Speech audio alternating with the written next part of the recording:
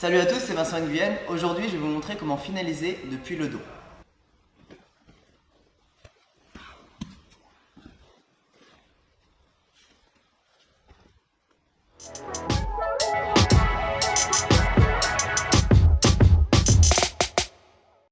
Avant de commencer, je vais vous donner quelques conseils. Donc, pour finaliser, je vais avoir mon bras qui est au-dessus, c'est celui-là qui va étrangler. Le bras qui est en dessous, c'est celui qui va m'aider à contrôler mon partenaire. Si j'ai les deux bras au-dessus, je vais avoir du mal à contrôler ses mouvements, il va pouvoir se déplacer. Le fait que mon bras il soit en dessous, ça va me permettre d'empêcher son épaule de bouger.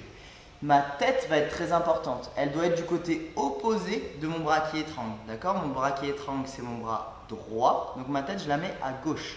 Si je mets ma tête à droite, il va pouvoir sortir plus facilement, aller sur le côté, écraser mon bras et sortir.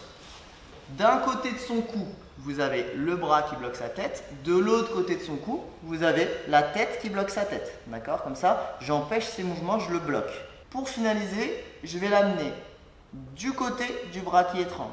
Une fois qu'on est sur ce côté, là je suis sur mon triceps. Je ne veux pas rester sur le triceps, sinon vous voyez mon bras là, il est grand. On voit beaucoup de mon bras qui dépasse. Donc ça veut dire, pour rester serré, je suis obligé de tirer mon bras. Moi au contraire, je veux rétracter mon bras vers l'arrière. Donc soit avec le contrôle en seat belt, soit avec le col. Je vais vous conseiller de faire avec le col. Donc avec ma main qui est sous l'aisselle, je vais venir ouvrir le lapel pour me faire une bonne saisie avec ma main. D'accord? Là, je vais avoir une bonne saisie. Je ne suis pas obligé d'aller trop haut. C'est dur en combat d'aller très haut au niveau du cou. Donc, je tire le lapel, je mets en tension vers le bas et ma main elle vient chercher une bonne saisie. Maintenant, très très important, ça va être de venir se mettre sur le coude. D'accord? Donc, je vais tirer mon bras en arrière le plus possible jusqu'à ce que le lapel il s'arrête contre son cou. Donc, je me redresse et je monte sur mon coude. Vous voyez, ça a tiré le col. Et ça vient le mettre complètement contre son cou. Mon coude, il est le plus loin possible derrière et je pousse avec mon épaule derrière sa nuque. Mon partenaire, si je mets mon coude ici, il va essayer d'aller le chercher et s'il l'ouvre, hop, voilà, je vais perdre la position. Donc, je ramène le coude en arrière, derrière son dos. Ce que je veux, c'est créer un décalage avec son corps. Donc pour ça, il va falloir que je le libère de mes crochets.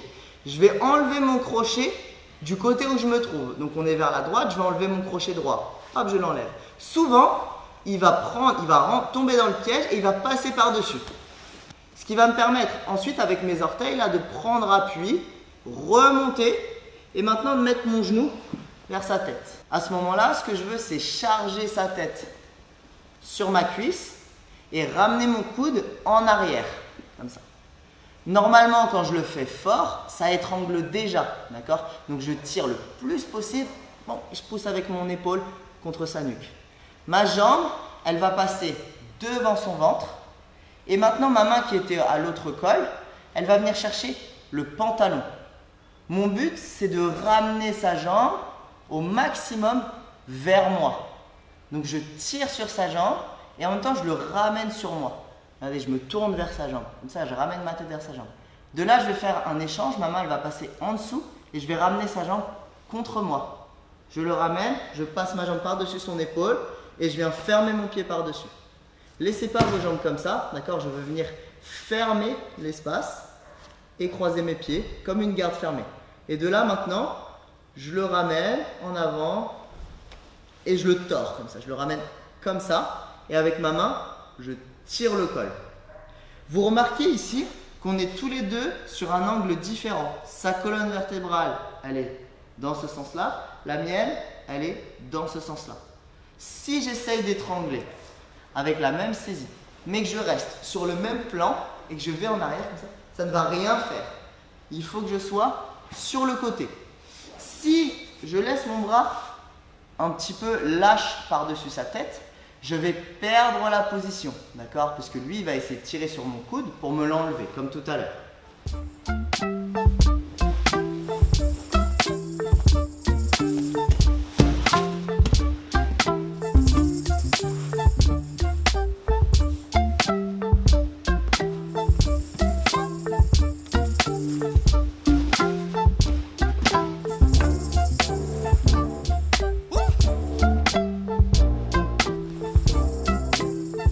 Juste un petit détail.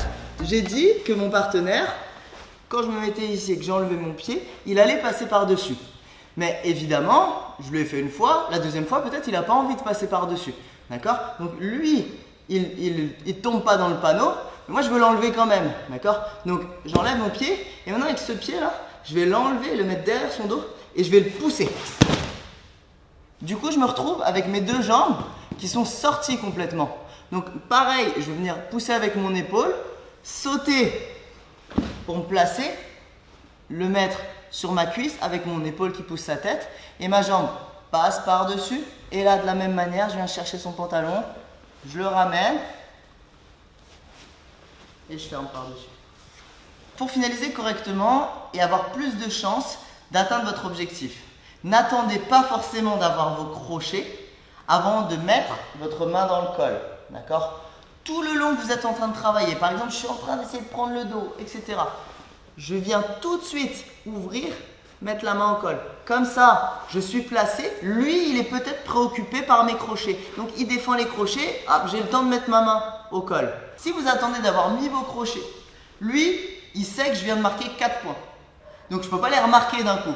Mon seul objectif maintenant, c'est de soumettre mon adversaire. Donc lui, son seul objectif, c'est de défendre la soumission, plutôt que de défendre le dos et la soumission. Donc on est tous les deux concentrés sur la même chose. Si j'ai pas encore mes crochets, je peux marquer mes 4 points. Là, il est concentré sur les deux choses.